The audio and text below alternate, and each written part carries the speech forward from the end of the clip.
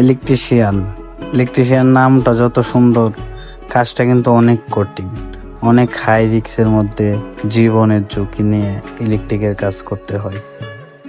আমি আলহামদুলিল্লাহ নতুন করে একটা কাজ করলাম, যে একটা ওয়ারিং করেছি, একটা করে ওপেন ওয়ারিং পাইপ দিয়ে, তারপর একটা করে প্যানেল লাইন, একটা লাইট এবং একটা চার্জিং সকেট সহ একটা করে ওয়ারিং সম্পূর্ণ কমপ্লিট করলাম।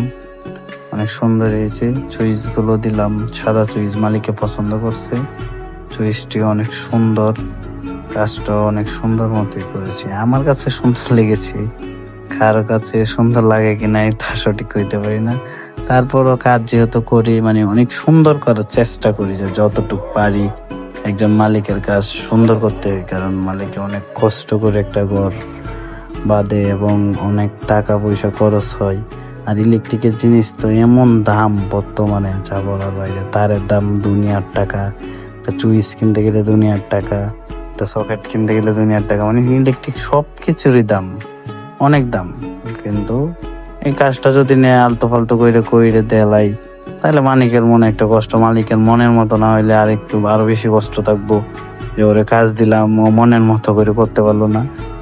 মালিকের মনের মতো করেই করার চেষ্টা করি। আলহামদুলিল্লাহ মানে অনেক মোটামুটি ভালোই করেছি কাজটা। আপনাদের সবার কাছে দোয়া চাই।